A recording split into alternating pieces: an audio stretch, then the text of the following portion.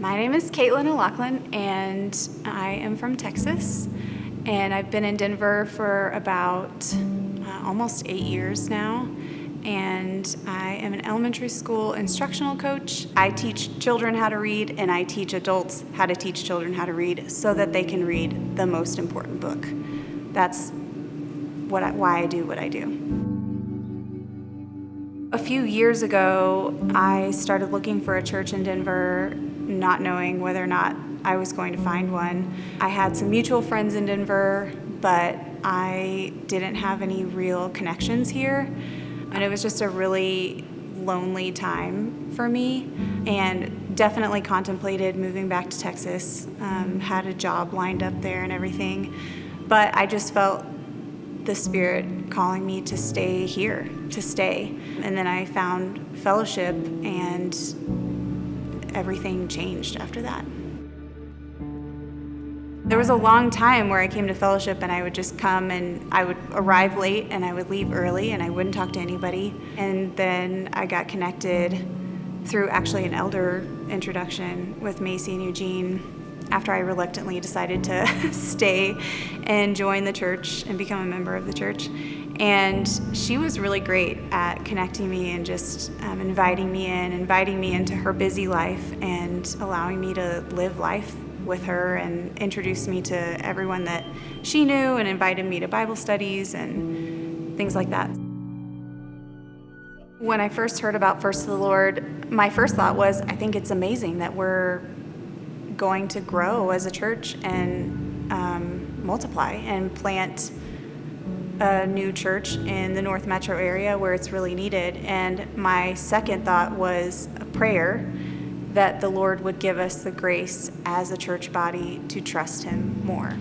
We're called as believers to go out to the ends of the earth and share the gospel. And I see the church as an expression of that when we are able to send people out into other areas of the city, other areas of the state, and across the nation. I see the church as participating in fulfilling that mission. The more that we spread out, the more people we can meet, the more people that can come to know Jesus, and on it goes.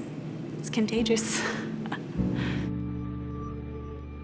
My First to the Lord commitment represented a culmination of quite a few years of work that the Lord was already doing in my heart, changing my heart in terms of specifically giving financially to the church. As a young, single public school teacher who was in lots of debt from school, I didn't see it as being feasible for me to give regularly and to give the amount of money that I felt I was called to give. And essentially, my hesitation was that I had been in process of deciding with some debts that I had, what do I do? Do I pay off my debt first? Do I start giving first and not worry about my debt? And the answer after prayer was to do both at the same time, which was even scarier. And I didn't really have a plan for that. But I knew that the Lord was calling me to obey, and I knew that part of that obedience meant that being in debt was not conducive to allowing me to steward my finances in a way that would glorify Him the most. So I did both at the same time.